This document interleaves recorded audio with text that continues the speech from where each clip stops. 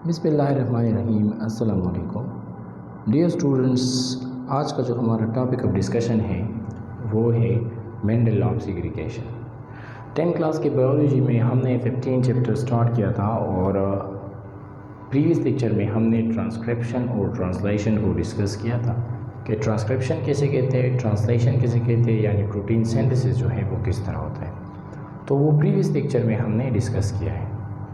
आज जो हमारा नेक्स्ट टॉपिक ऑफ डिस्कशन है वो है हमारे पास Mendel law of segregation. Mendel हमारे पास एक साइंटिस्ट था and he is the father of genetics. Father of genetics किसे कहते हैं? तो ये हमारे पास मेंडल है। अब मेंडल ने दो लॉज पेश किए थे, एक था मेंडल लॉ ऑफ सेग्रीगेशन और दूसरा था Mendel law of independent assortment. आज हम इसकी जो फर्स्ट लॉ है मेंडल लॉ ऑफ सेग्रीगेशन उसके बारे में पढ़ेंगे कि मेंडल लॉ ऑफ सेग्रीगेशन किसे कहते हैं।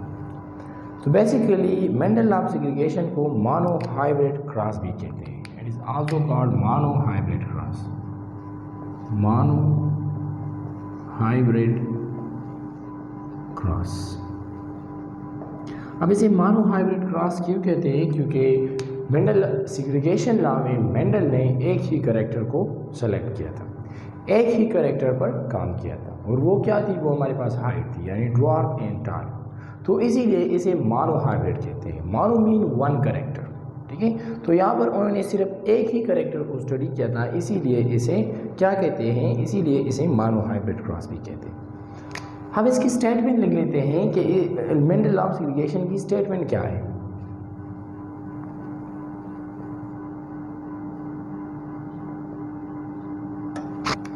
इसकी स्टेटमेंट क्या है? तो बेसिकली इसकी स्टेटमेंट में हम पढ़ेंगे कि the fair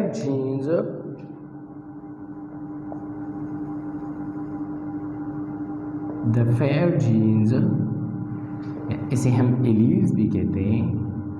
the fair genes और अलील्स, इसे हम एलील कहते हैं, are separated during gamete formation. Are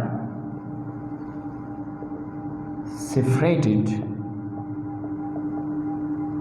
during gametes formation. Are separated during gametes formation, and each gamete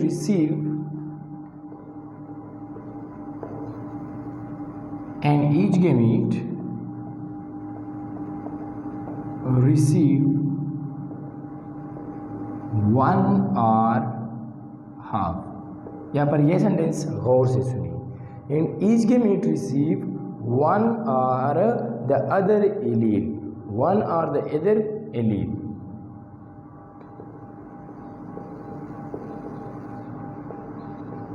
but not both. Mendel law of segregation की statement यह है कि the fair jeans या एलील्स जो हैं ये गैमीट्स फॉर्मेशन के दौरान जब गैमीट बनते हैं तो ये एलील्स या ये जीन्स एक दूसरे से सेपरेट हो जाते हैं। ये फेयर जीन एक दूसरे से सेपरेट हो जाते हैं और फिर जब गैमीट्स बनते हैं तो गैमीट्स में हमारे पास या तो एक जीन या दूसरा जीन या एक एलील या दूसरा एलील जो है वो सिर्फ गैमीट रिसीव करता है। दोनों गैमीट्स, दोनों एलील्स जो है वो एक गैमीट्स में नहीं जा सकते। फॉर एग्जाम्पल हम एग्जाम्पल ले लेते हैं। हमारे पास मिसाल के तौर पर दो प्लांट्स हैं। एक को हम रिप्रेजेंट करते हैं कैपिटल टी यानी ये हमारे पास है टाल, और एक हमारे पास है स्मॉल टी यानी ये हमारे पास है ड्वार्फ, ठीक है। अब अगर इसके हम गैमीट बना रहे तो इसके ये हमारे पास गैमीट बन गए। इसके जो गैमीट्स बन जाएंगे वो हमारे पास ये गैमीट्स बन जाएंगे। तो एक से जो नेक्स्ट जनरेशन आएगा इसमें हमारे पास एक एलील जो है वो हमारे पास जाएगी। दोनों एलील जा नहीं सकते। यहाँ से एक एलील यहाँ से जाएगी यानी टी, और दूसरा एलील यहाँ से आएगी यानी स्मॉल टी, ठीक है। तो मेंडल लॉ ऑफ सेग्रीगेशन की स्टेटमेंट भी ये है कि जब गैमीट्स फॉर्मेशन होगी तो गैमीट्स फॉर्मेशन के दौरान ये एलील्स एक दूसरे से सेपरेट होंगे। यह हमारे पास दो एलील हैं, ठीक है।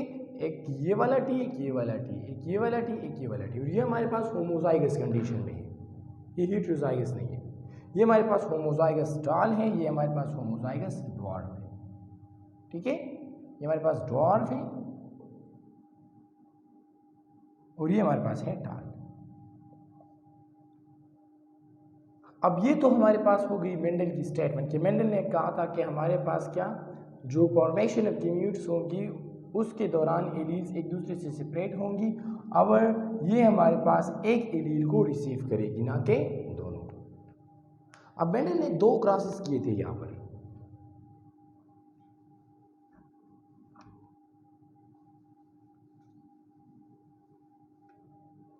उन्होंने पी प्लांट को सेलेक्ट किया था, किस लिए?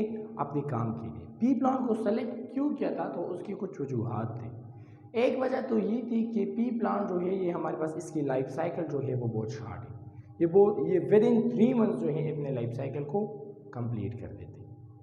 ठीक है, दूसरी वजह ये थी कि इसमें हमारे पास जो कलर जो कैरेक्टर्स है वो बहुत डिस्टिंग्विश्ड है, वो डिफरेंट है फ्रॉम ईच अदर, इजीली हम फाइंड कर सकते हैं, और इसमें सेल्फ और क्रॉस पोलिनेशन भी होती है।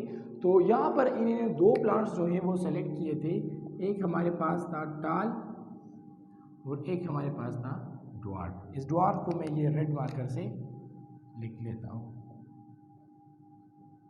हमारे पास था ड्वार्फ और ये हमारे पास था टाल। इसको इन्होंने कहा था P1।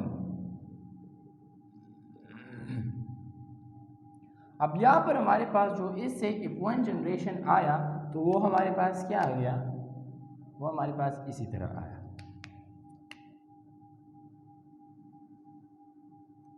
और जब ये प्लांट आया तो ये हमारे पास क्या था, ये था हेटेरोजाइगस ड्वार्फ, टाल। ये प्लांट टाल था।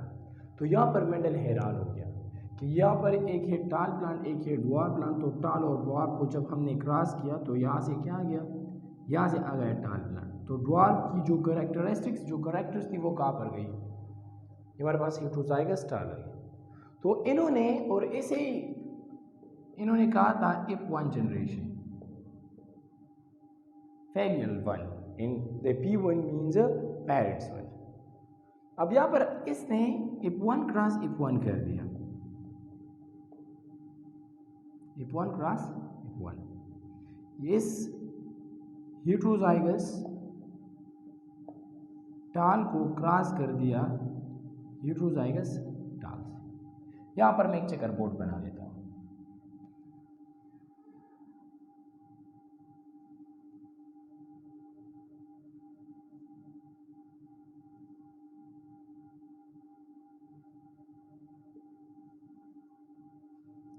इन्होंने इसके गैमीट्स बना दिए, तो इसके जब हम गैमीट्स बना लेंगे तो ये ऐसे हो जाएंगे, capital T small T, capital T small T, ऐसे हमारे पास गैमीट्स बन गए। ठीक है, अब इससे जो प्लांट आएगा वो आएगा हमारे पास, जब हम ये हमारे पास 2 प्लांट्स हैं, जब हम ये इसके साथ क्रॉस करेंगे तो इससे आएगा कैपिटल टी। ठीक है, दूसरी जो हमारे पास आएगी वो हमारे पास capital T and small T. तीसरी जो प्लांट आएगी वो हमारे पास आएगी capital T and small T. और फोर्थ वन जो आएगी वो हमारे पास आएगी small T and small T. ठीक है, ये हमारे पास इसी तरह आएगी। तो अगर यहाँ पर आप देख लें, इसकी रेशो देखिए मेंडल लॉ ऑफ सेग्रीगेशन की, तो ये रेशो हमारे पास क्या आएगी, ये रेशो हमारे पास आएगी 3:1। 3:1 मीन्स कि 3:3 हमारे पास इसमें क्या है, टाल, और 1 क्या है, ये है ड्वार्फ। ये इसकी जीनोटाइपिक रेशो हो गई, सॉरी पीनोटाइपिक रेशो हो गई। पीनोटाइपिक जो अपीयरेंस है वो इस तरह है इसकी। अब अगर हम इसकी जीनोटाइपिक रेशो को देखें